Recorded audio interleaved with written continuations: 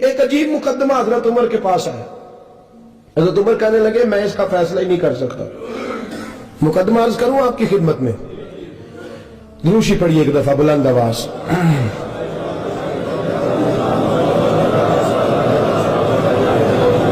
حضرت عمر فاروق رضی اللہ تعالیٰ عنہ کا زمانہ ہے تو کیس آیا. ایک شخص نے 4 ایکڑ زمین بیچی, دوسرے نے خریدی.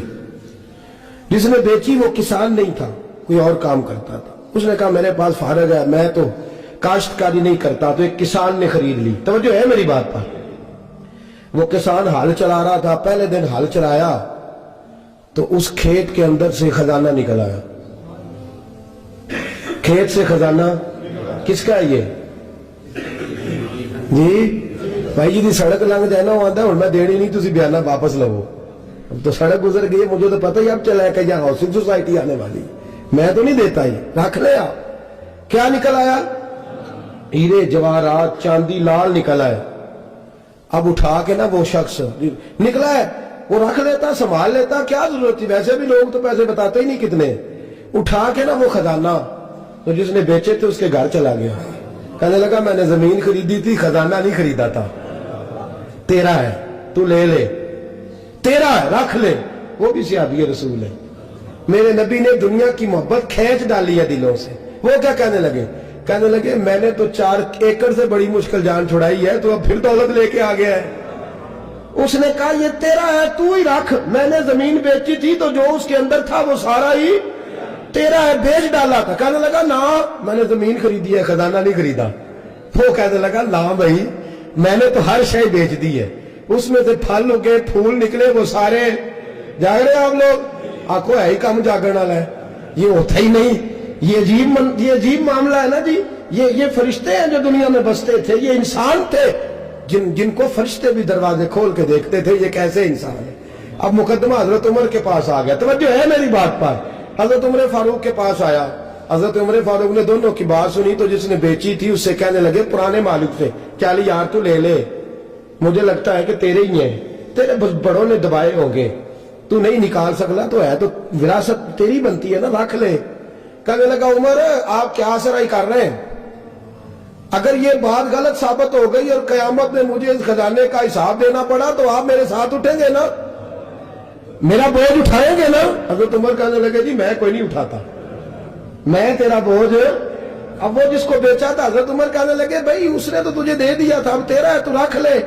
کہنے لگا عمر آپ قیاس کر رہے ہیں, آپ قیاس کر رہے ہیں, اگر قیامت والے دن میں پھنس گیا تو میں آپ کا نام لے لوں اللہ کی بارگاہ میں. حضرت فاروق اعظم نے نا سر پکڑ لیا, فرمایا میں فیصلہ ہی نہیں کرتا, تم حضرت ابی بن کعب کے پاس جاؤ رضی اللہ ہو. حضرت ابی بن کعب کے پاس آئے اور آ کے ان دونوں نے کہا حضرت جی ہمارا ایک کیس الجھ گیا ہے. فرمایا وہ کیا؟ صحابہ وہ صحابہ تھے جن کی ہر صبح عید ہوتی تھی, خدا کا قرب حاصل تھا, نبی کی دید ہوتی تھی. حضرت ہمارا کیس الجھ گیا ہے, حضرت عمر سے فیصلہ نہیں ہوا, آپ مہربانی. فرمانے لگے وہ کون سا کیس ہے جو عمر فاروق سے فیصلہ نہیں ہوا؟ وہ کون سا کیس ہے؟ کہ حضرت جی یہ معاملہ ہے. توجہ ہے میری بات پر. یہ والا معاملہ ہے کہ اس نے بیچی ہے جگہ, میں نے خریدی ہے, اب خزانہ نکل آیا, میں کہتا ہوں تیرا ہے, یہ کہتا ہے نہیں تیرا, میرا میری نہیں. جی یہ کون سا دور ہے؟ بولے نا وہ کون سا دور تھا؟ خیر الناس من ینفع الناس, لوگوں میں بہتر وہ جو لوگوں کے لیے نفع بخش. یہ کہتا ہے خزانہ تیرا ہے, میں کہتا ہوں نہیں, تو کون سا دور ہو گیا؟ تیرا تیری کا. حضرت سیدنا ابی بن کعب رضی اللہ تعالیٰ عنہ نے سر جھکا لیا. کہنے لگے میں فیصلہ کیا کروں, میں بہت بڑا قاضی ہوں پر یہاں میں بھی الجھ گیا ہوں. اب فیصلہ سنو, خوبصورت فیصلہ. حضرت ابی بن کعب اس سے پوچھتے ہیں بیچنے والے سے تیرے بچے کتنے؟ کہنے لگا جوان بیٹا ہے. خریدنے والے سے کہتے ہیں تیرے کتنے بچے؟ اس نے کہا جوان بیٹی ہے. کہنے لگا میں ان دونوں کا نکاح کر کے سارا سامان انہیں جہیز میں دے دیتا ہوں, ان کا نکاح کر کے سارا کچھ انہیں جہیز میں دے دیتا ہوں, تیرے گھر بھی آ جائے گا, تیرے گھر بھی. یہ فیصلہ سیدنا ابی بن کعب رضی اللہ تعالیٰ عنہ نے دیا. لوگ رو رہے تھے, کہہ رہے تھے کیا بات ہے اس فیصلے کی, کیا بات. ایک نوجوان تھا مینا کے بازار میں, دوڑا جا رہا ہے, ایک بابا جی اس کو ملے, بزرگ. تو ان بزرگوں کے اس نے, توجہ ہے میری بات پر, آپ उन बुजुर्गों की थैली उसने अशरफियों वाली छीन ली, छीन के दौड़ गया, काफी आगे चला गया तो गिर गया। जब गिरा तो नजर आना बंद हो गया। लगाओ, अल्लाह के वली की बेअदबी हुई, इसलिए नजर आना बंद हो गई, बेअदबी हो गई। बड़ा परेशान हुआ, सख्त आजमाइश का शिकार, क्या करूं, किधर जाऊं। जब बड़ी सख्त तकलीफ के अंदर वो गिरफ्तार हुआ तो लोगों से कहने लगा, मेहरबानी करो, मुझे बाबा जी से माफी ले दो। गिरा जो उनकी निगाह से वो संभल नहीं सकता। अल्लाह वालों की बेअदबी अल्लाह को बड़ी नापसंद है। अल्लाह वालों की बेअदबी अल्लाह को बड़ी नापसंद है, इससे जरूर बचे। अल्लाह ताला हमें बचने की तौफीक अता फरमाए। पकड़ के बाबा जी के पास लाए, बाबा जी माफ कर दे, आपकी वजह से आंखें चलेंगी। बाबा जी कहने लगे, नहीं, मैंने तो बद्दुआ दी नहीं। तो वो कैसे? कहने लगे, मेरे साथ जब कोई मुसलमान ज्यादती करता है तो मैं फौरन ही माफ कर देता। कभी मेरे लिए दुआ कर दे। दुआ की, बाबा जी की आंखें ठीक, बाबा जी ने दुआ की, नौजवान की आंखें सही हो गई।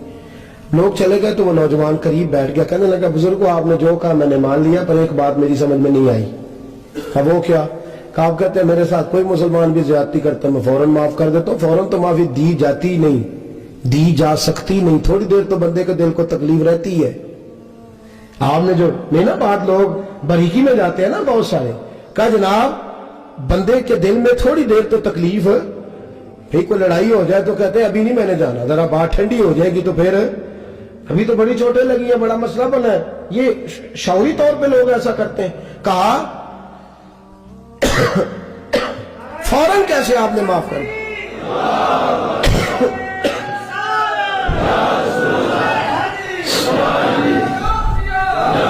कहा फौरन कैसे माफ कर दिया?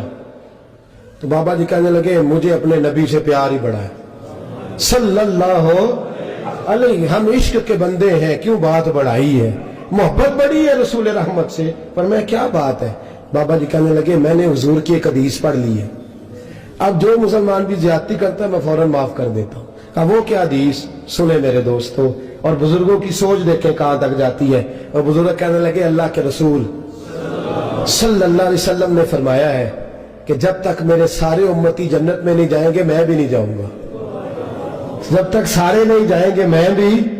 तो बाबा जी कहने लगे, देखना तेरा मेरा झगड़ा है, अगर ये झगड़ा हुजूर के पास जाएगा, अल्लाह की बारगाह में जाएगा, फिर इसका फैसला होगा, फिर ये मुकदमा लड़ेगा, फिर ये केस चलेगा, जब फैसला होगा तब तक मेरे रसूल पाक जन्नत में नहीं जाएंगे, बैठे रहेंगे।